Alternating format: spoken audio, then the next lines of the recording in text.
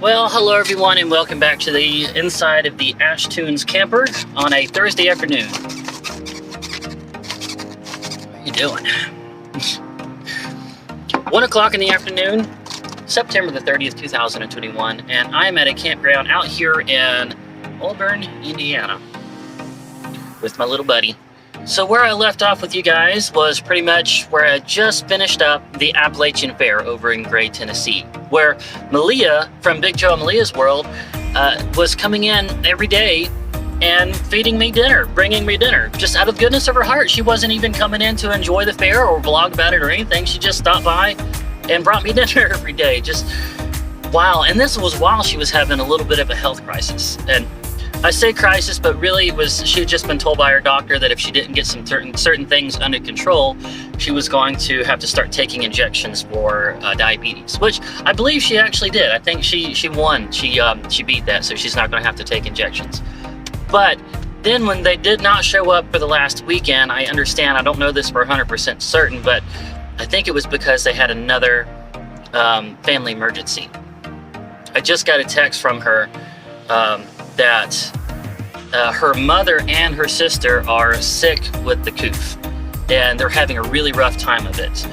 And they were both hospitalized, but her sister is back home and recovering, but I think she's still on an oxygen tank. And her mother, I think, is still on a ventilator.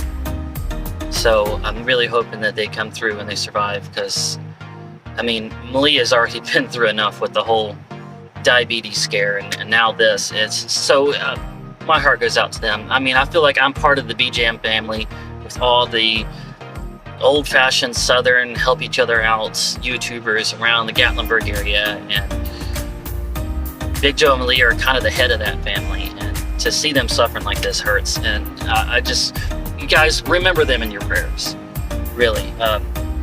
Malia's sister and her mother, we really want them to recover and everything to be okay. All right, that out of the way. What did I do since the Appalachian Fair? Well, I actually did 4 festivals that I didn't really take any video of. Well, I took a lot of the Hillsville Flea Market. We'll go over that. But I stopped taking a lot of video because I really wanted to try to get caught up. And I figured the only way to do that was just stop taking videos and stop stacking more on. But as far as the Hillsville Flea Market, that's in Hillsville, Virginia, which is very close to Galax. So I got to hang out with Tony most of the time, and I did get a lot of video of that. So let's go ahead and run a montage of how awesome that Labor Day weekend flea market in Hillsville, Virginia was.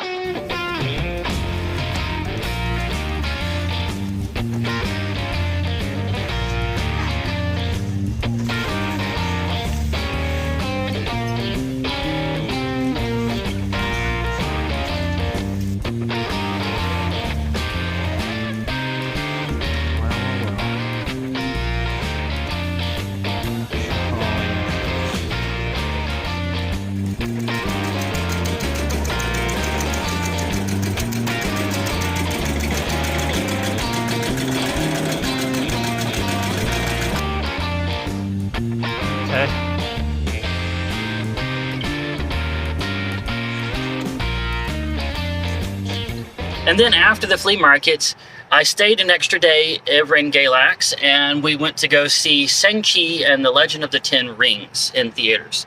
Me and Tony went to go see it, and he didn't think he was going to like it, but ended up absolutely loving it. So here's his reaction to how pleasantly surprised he was with how good that movie, ShangChi and the Legend of the Ten Rings.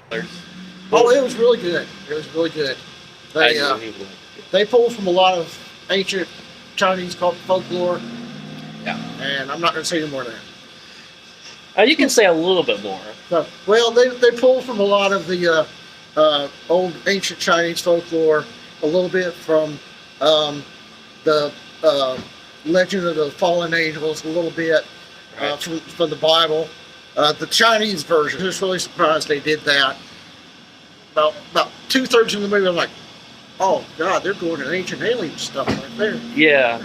Lots of tie-ins to the other movies too. I saw all the other movies, lots of tie-ins. Okay, so after that, on September the 10th through the 12th, I did Rhythm and roots, and that was in downtown Bristol, Virginia. It was a really awesome Saturday, sandwiched between a bad Friday and a bad Sunday. But the Saturday really made up for it enough that I'm going to say that I will probably do this one again next year. It was a little wild. I haven't had that intense of a music festival in a long time, and I actually had to kick somebody out of my booth at one point, because there's something about music festivals that makes people get under the influence of certain chemicals more than other festivals, it seems, and we had some of that. But yeah, it was a great turnout, good music. I got to hear it from both sides of the street. They had, I think, 3 to 4 stages going pretty much the whole time, and it was great. Next, I went to the Gaslight Festival, and that's over in Jeffersontown, Kentucky, on September the 17th through the 19th. That was a 3-day festival, which I, again, did not get any video of at all because I was trying to stop. But I'll say that Jesus Loves UK, or Karen's Story, one of my longtime subscribers that's been leaving a lot of really nice comments, was the one that really encouraged me to come out to this festival, because it's in her hometown, and she knew how big it was, and she knew how well I would do there. So she finally convinced me to do it. And Karen, I don't know, I think I already told you this by text, but I broke my personal best record. My highest total for a single day was on that Saturday at the Gaslight Festival. So once again, thank you so very much for not giving up and trying to convince me to come out here too. I should have listened to you years ago. But yes, Gaslight Festival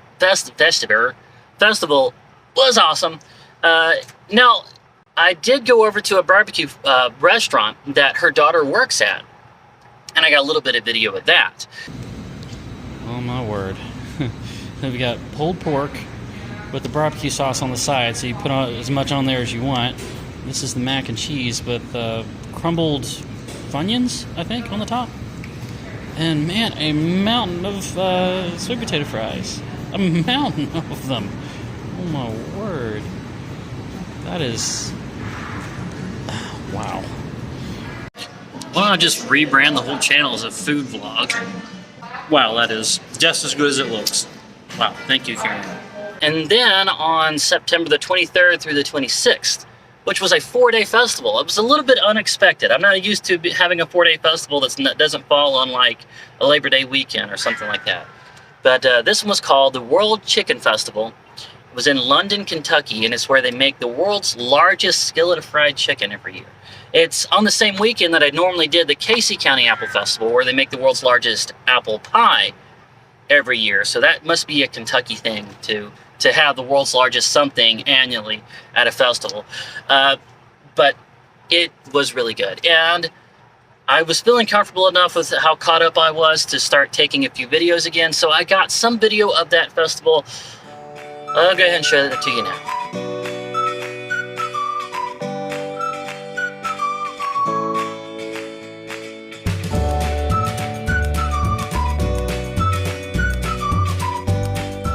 Okay, so Colonel. Yes, sir. You're an official Colonel. Yes, sir. I am. Yeah, I actually work for. I work for Kentucky Fried. I'm an independently contracted actor, and I do criminal events all around the world. I've heard you saying some like really in-depth Kentucky Fried Chicken trivia out here. So tell us about Japanese Christmas. Well, in Japan, that's one of our second largest market, I believe, in the world. I think they got like over about 5,000 restaurants, maybe a little less. But they have a tradition on Christmas holiday, about 2 weeks. And only 1% of the population in Japan are Christian. Right. But yet in the holidays of Christmas, practically everybody observes Christmas, so they become Christian for 2 weeks. But basically, the tradition is to have a KFC chicken Christmas feast. And they reserve their chicken sometimes 2 weeks in advance. And then they eat it in their homes, or they go to KFC and eat the meal at KFC. Specially printed Christmas theme buckets of chicken, Yes, and lines and lines of it. I've seen the pictures and videos. It's amazing. During the Christmas season, they'll take all the Japanese KFCs have Colonel Sanders statues, And they Oh. they dress them all as Santa Claus. So how did a tradition like that even get started? Does anybody I know? wouldn't even know. That's a Japanese thing. And that's the thing, is like the videos I've seen about it, they don't even know how it got started. It's just a tradition that they observe. If anybody knows, put it down in the comments. That would be an interesting. Yes. All right. Well, thank you, Colonel. You're very welcome, man. Folks, keep life finger licking good. That's right. I hope you found that interesting and at least a little bit educational. While I was at the World Chicken Festival, I did run into a couple of old friends, Mary Kay and Amanda Hackert, and they were at their own booth way on the other end, practically at the Sawhorses on the other end, and I was at the Sawhorses on this end. It was about as far apart as we could get and still be at the same festival. And I talked to them afterwards, and my being there did not affect their numbers. At least that's what they're saying, that my being there did not affect their numbers they were there in 2019. So I will do this one again next year. I'm going to text them and make good and sure, because I don't like it when people come in on my festivals and affect my numbers. So I don't want to do it with somebody else. So I will confirm with them, but I'm pretty sure it's going to be okay. Anyway, all right, so World Chicken Festival. All right, so that is it.